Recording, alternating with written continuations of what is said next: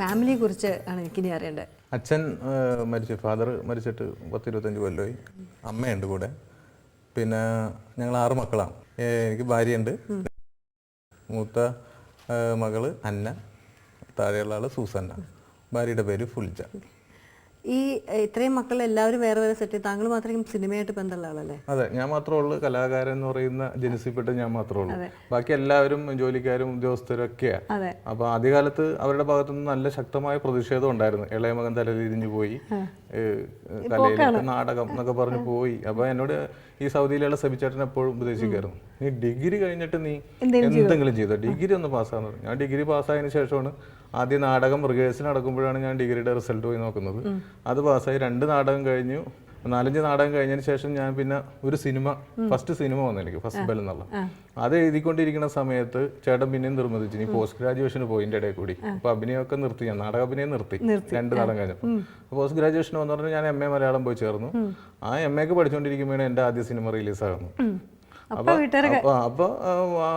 അത് പഠനവും ഇതിന്റെ ഇടയിൽ കൂടി കൊണ്ടുനടക്കുന്നു പറഞ്ഞപ്പോ അവർക്ക് സമാധാനമായി. പിന്നെ ഈ ചേട്ടൻ തന്നെ നിർബന്ധിക്കാൻ തുടങ്ങി, നീ ഇതിന്റെ അകത്ത് കോൺസെൻട്രേറ്റ് ചെയ്യും, എഴുത്തില്ലേ, നാടകം സിനിമ എന്നൊക്കെ പറഞ്ഞ് കോൺസെൻട്രേറ്റ് ചെയ്യും. അപ്പൊ ഞാൻ ആ നല്ല രീതിയിൽ പോകുന്നുണ്ടെന്ന് അറിഞ്ഞപ്പോൾ അവര് പ്രോത്സാഹിപ്പിക്കാൻ തുടങ്ങി. ഇപ്പോൾ അവരുടെ ഭാഗത്തു നിന്നൊക്കെ നല്ല പ്രോത്സാഹനം കിട്ടും. സാധാരണ എന്നോട് വേറെ ഒരു സ്ക്രിപ്റ്റ് ആയിട്ട് പറഞ്ഞിട്ടുണ്ട്, വെച്ചിട്ടുണ്ടെങ്കിൽ ആദ്യം ഒരു കഥ അല്ലെങ്കിൽ ഒരു സീൻ എഴുതി കഴിഞ്ഞാൽ ആദ്യം ഭാര്യയും മക്കളെയും വിളിച്ച് കേൾപ്പിക്കുന്നു. അപ്പൊ താങ്കൾ അങ്ങനെയാണോ? അത് ഫാമിലി? ഇല്ല, ഞാൻ ആദ്യം ഇവരെ കേൾപ്പിക്കില്ല. അതാണ് എന്റെ വിജയം എന്ന് തോന്നുന്നു. കാരണം പറഞ്ഞു കഴിഞ്ഞാൽ നമ്മളെ മിസ്ലീഡ് ചെയ്ത് കഴിഞ്ഞാൽ ഇഷ്ടപ്പെട്ടില്ലെന്ന് പറഞ്ഞാൽ പിന്നെ നമുക്കും ആ കഥയോട് ഇഷ്ടക്കേട് തോന്നും. അപ്പൊ ഞാൻ അതിന്റെ ഒരു പൂർണ്ണ രൂപമായി കഴിഞ്ഞതിന് ശേഷം ഈ ഡബിൾ പോസിറ്റീവ് ആവുമ്പോൾ പടം കൊണ്ടേ കാണിക്കും. അപ്പൊ അവര് അഭിപ്രായങ്ങൾ കൊള്ളാവുന്ന, അല്ലെങ്കിൽ എഴുത്ത് രൂപത്തിൽ ഞാൻ കാണിക്കാറില്ല. എന്താണ് എഴുതുന്നതെന്നൊക്കെ ചോദിക്കുമ്പോൾ ഇപ്പൊ ദിലീപിന്റെ പടമാണ്, അല്ലെങ്കിൽ പൃഥ്വിരാജാണ്, മമ്മൂട്ടിയാണ്, മോഹൻലാലാണ്, ഇങ്ങനെയുള്ള ക്യാരക്ടറാണെന്നൊക്കെ ചിലപ്പോൾ പറയും. അല്ലാണ്ട് മൊത്തത്തിലൊരു മുഴുവൻ കഥയൊന്നും പറഞ്ഞ് കേൾപ്പിക്കാറില്ല. പക്ഷെ ഒരു സിനിമ കണ്ടിട്ട് ഇത് ഇഷ്ടമില്ല എന്ന് പറഞ്ഞിട്ടുണ്ടോ വീട്ടുകാരെ? ഇല്ല, അങ്ങനെ പറയാനുള്ള ധൈര്യം ഇല്ലാത്തതുകൊണ്ടായിരിക്കാം, എല്ലാം നമ്മൾ ചെയ്യുന്നതുകൊണ്ടായിരിക്കാം. പക്ഷെ താരതമ്യപ്പെടുത്തും, ശാന്തുപെട്ട് പോലെ വന്നില്ല, അല്ലെങ്കിൽ മറ്റേ പടം പോലെ വന്നില്ല എന്നൊക്കെ പറയും. എന്നാലും ഡിഫറെന്റ് ആണ് എന്നൊക്കെ പറയും. ഇപ്പൊ അതിനുശേഷം അടുപ്പിച്ചുള്ള പടങ്ങളൊക്കെ വിജയമായതുകൊണ്ട് അങ്ങനെ ഒരു പ്രശ്നം ഉണ്ടായിട്ടില്ല. ഇപ്പോ നാടകത്തിൽ അഭിനയിച്ചു എന്ന് പറഞ്ഞു, അപ്പൊ സിനിമയിൽ അഭിനയിക്കാൻ തോന്നിയിട്ടില്ലേ? പിന്നെ ഇല്ല, സിനിമയിൽ അഭിനയിച്ചാൽ നാടകത്തിൽ അഭിനയിക്കുമ്പോൾ നമ്മുടെ അഭിനയം നമ്മൾ കാണാത്തതുകൊണ്ട് നമുക്കൊരു റിലാക്സ് കിട്ടും. സിനിമയിൽ അഭിനയിച്ചു കഴിഞ്ഞാൽ നമ്മൾ തന്നെ തിയേറ്ററിൽ നിന്ന് കാണേണ്ടി വരും. അപ്പൊ നമ്മൾ വളരെ ബോറാണെന്ന് മനസ്സിലാകും. അതുകൊണ്ട് ഞാൻ സിനിമയിൽ ഇല്ല, എന്തായാലും നമ്മുടെ അഭിനയം നമ്മൾ കാണണമല്ലോ.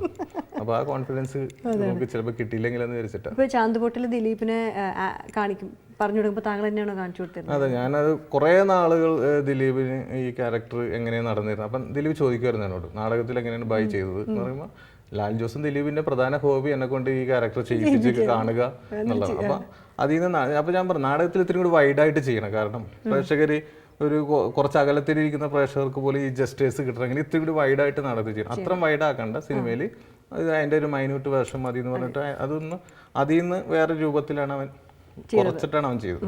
ശരിക്കും അച്ഛനില്ലല്ലോ കൂടെ, അപ്പോൾ അത് മിസ് ചെയ്തിട്ടുണ്ടോ അച്ഛനെ? എങ്ങനെയായിരിക്കും?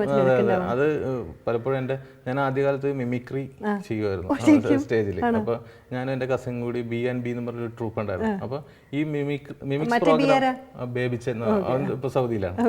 അപ്പോൾ ഞങ്ങൾ രണ്ടുപേരും കൂടി ഇത് ചെയ്യുമ്പോൾ ഫാദർ കാണുമായിരുന്നു.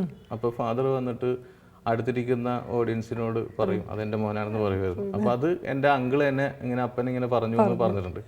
അത് ഞാൻ ഒരു ഫിലിമിൽ 5 സ്റ്റാർ ഹോസ്പിറ്റൽ എന്ന് പറഞ്ഞ പടത്തിൽ തിലകം വന്നിട്ട് പറയുന്നതായിട്ട്. അപ്പൊ സിനിമ ഉണ്ടായിരുന്നെങ്കിലും ഫാദർ അതുപോലെ പറയുമായിരുന്നെന്ന് ഞങ്ങൾ എപ്പോഴും വീട്ടിൽ പറയാറുണ്ട്. അതിനുശേഷം സിനിമകൾ കണ്ടിരുന്നോ? ഇല്ല, നാടകകൃത്താകുന്നതിന് മുമ്പ് തന്നെ ഫാദർ മരിച്ചു. ഇന്നത്തെ പ്രോഗ്രാം സിനിമയിൽ അസിസ്റ്റന്റ് ഡയറക്ടറായിരുന്നു. അത് ഈ ഫസ്റ്റ് ബെല്ല് തുടങ്ങുന്നതിന് മുമ്പുള്ള സിനിമയായിരുന്നു. അപ്പൊ ബിജു ശംബരം അദ്ദേഹം പറഞ്ഞു ഇങ്ങനെ ഷൂട്ടിംഗ് കണ്ടിട്ടുണ്ടോന്ന് വെച്ചാൽ. അപ്പോൾ ഞാൻ ഷൂട്ടിംഗ് പോലും ഒന്നും കണ്ടിട്ടില്ല. അപ്പോൾ ഞാൻ പറഞ്ഞു ഇങ്ങനെ ഷൂട്ടിംഗ് പോലും മര്യാദ കണ്ടിട്ടില്ല. അപ്പോൾ അടുത്ത സ്ക്രീൻ പ്ലേ എഴുതുമ്പോൾ തനിക്ക് ഗുണമാകും, ഈ സിനിമയുടെ മേക്കിംഗ് ഒക്കെ ഒന്ന് കണ്ടുപിടിക്ക്, കൂടെ നിൽക്കാൻ പറഞ്ഞപ്പോൾ ആ പടത്തിൽ അസിസ്റ്റന്റ് ഡയറക്ടറായിട്ട് നിന്നു. അടുത്ത പടം റൈറ്ററായിട്ട് രംഗപ്രവേശനം ചെയ്തു. ഡയറക്ഷൻ ഇപ്പൊ ചെയ്യുന്നില്ലെങ്കിൽ പ്രൊഡ്യൂസ് ചെയ്യാനുള്ള കാരണം എന്താ? പ്രൊഡ്യൂസ് അതൊരു നിമിത്തം പോലെ സംഭവിച്ചാണ്. കാരണം ആൻഡോ ജോസഫും വർഷങ്ങൾക്ക് മുമ്പുള്ള സുഹൃത്താണ്. ഷാഫിയും അടുത്ത സുഹൃത്താണ്. അപ്പോൾ ഞങ്ങൾ അടുത്തൊരു പ്രോജക്റ്റിനെ കുറിച്ച് ചർച്ച ചെയ്തുകൊണ്ടിരിക്കുന്ന സമയത്ത് അപ്പോൾ ഞാനും ഷാഫിയും കൂടി ചെയ്യുന്ന വൈശാഖ് ഫിലിംസിന്റെ പ്രോജക്റ്റാണ് ഞാൻ അടുത്തത്. അപ്പോൾ ഒരു ഗ്യാപ്പ് ഉണ്ട്. ഈ സമയത്ത് നമുക്ക് ഒരു പടം ചെയ്താലോ എന്ന് പറഞ്ഞുള്ള ഒരു കൂട്ടായ ആലോചനയിൽ നമുക്ക് തന്നെ പ്രൊഡ്യൂസ് ചെയ്യാമെന്ന് പെട്ടെന്ന് തീരുമാനിച്ചതാണ്. അങ്ങനെയാണ് ABS കമ്പൈൻസ് രൂപം കൊള്ളുന്നത്. ഇപ്പൊ ഇനി ചെയ്യാൻ പോകുന്ന പ്രോജക്ട്സ് ഏതൊക്കെയാണ്? ഇനി ചെയ്യാൻ പോകുന്നത് ദിലീപ് ഹീറോ എന്ന ഷാഫി ഞാനും കൂടി ചെയ്യുന്ന വൈശാഖ് ഫിലിംസിന്റെ പടമുണ്ട്. പിന്നെ ഞങ്ങളുടെ പേരിട്ടിട്ടില്ല. പിന്നെ ഞങ്ങളുടെ തന്നെ ഓൺ പ്രൊഡക്ഷൻ. പിന്നെ സത്യനന്ദിക്കാരന് വേണ്ടി ഞാൻ ചെയ്യുന്ന വർക്ക് ഉണ്ട്. അത് ഞങ്ങളുടെ ഓൺ പ്രൊഡക്ഷനിലാണ്. അണ്ണൻ തമ്പി 2008 ഹിറ്റ് പടങ്ങളിൽ ഒരു പടമായിരുന്നു. അപ്പോൾ താങ്കൾ ഈ ഹിറ്റ് പടങ്ങളുടെ കരിയർ ഗ്രാഫ് എങ്ങനെയായിരുന്നു? ലോ ബഡ്ജറ്റ് പടങ്ങളിൽ തന്നെ ഒത്തിരി ഹിറ്റുകളുണ്ടായിരുന്നു. Junior Mandrake, മന്ത്രമോതിരം. അതിനുശേഷം മെയിൻ സ്ട്രീമിലേക്ക് വന്നപ്പോൾ ആകാശഗംഗ സൂപ്പർ ഡൂപ്പർ ഹിറ്റായിരുന്നു. അതിനുശേഷം വാഴുന്നോര് ഹിറ്റായിരുന്നു. അതിനുശേഷം കുഞ്ഞിക്കൂനൻ, കല്യാണരാമൻ, ചാന്തുപൊട്ട്, തൊമ്മനും മക്കളും, ചോട്ടാ മുംബൈ, അണ്ണൻ തമ്പി, ഇപ്പോൾ ലോലിപോപ്പ്. ഹിറ്റുകൾ ഇങ്ങനെ കയറി കയറി പോകണം. അത് മാത്രമല്ല നല്ല നല്ല വ്യത്യസ്ത പടങ്ങൾ ഇങ്ങനെ മലയാള സിനിമയ്ക്ക് നൽകി മലയാള സിനിമ സജീവമാക്കട്ടെ എന്നാണ് എനിക്ക് പറയാനുള്ളത്. ഇത്രയും തിരക്കിൽ കുറച്ച് സമയം ഞങ്ങൾക്ക് നൽകി തിരക്കിൽ അല്പനേരം സജീവമാക്കിയതിന് വളരെ വളരെ സന്തോഷം. Thank you.